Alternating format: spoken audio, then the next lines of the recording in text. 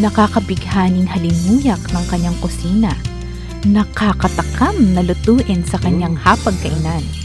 Pabalik-balikan recipe ng mga pagkain kanyang ibabahagi direct from her kitchen sa kusina ni Momsy.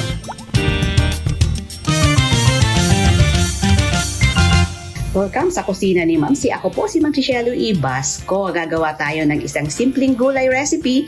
Lalagyan lamang po natin ng twist ang ating piniritong talong. So, let's go! Ngayon, meron ako ditong hiniwa na po na kalahating kilong talong. At lalagyan ko na ito ng 2 itlog. Slightly beaten. And then, hahaluin. And then add 3/4 cup. Pinag-combine ko po ng cornstarch at saka flour. At haluin ito para ma-coat po yung ating talong ng mixture na ito. Prituhin lamang yung talong sa oil over medium heat. Para sa ating sauce, maglagay lang ng oil sa isang saucepan. Igisa po yung bawang and then add the bell pepper.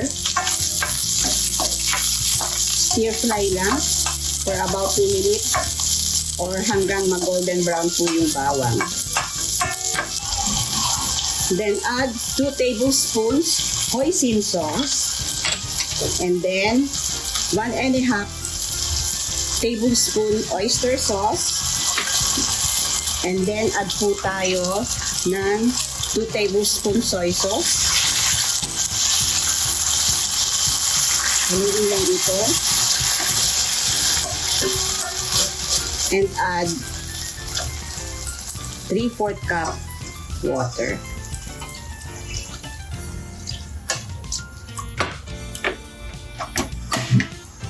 At i-simmer lamang po ito.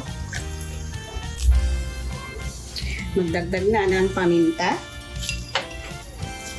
Halo. And then lower the fire. Ibaba po yung apoy. Idagdag na yung piniritong talong. At haluin lang po ito. Hayaang mag-simmer for about 2 minutes. After 2 minutes po ay i-off na yung apoy at ibudbud na yung chopped onion leaves.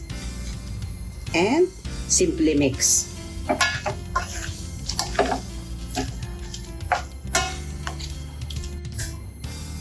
Heto na yung ating luto na gulay ulam. Simple lamang po yung pinirito nating talong, nilagyan po natin ng simpleng sauce.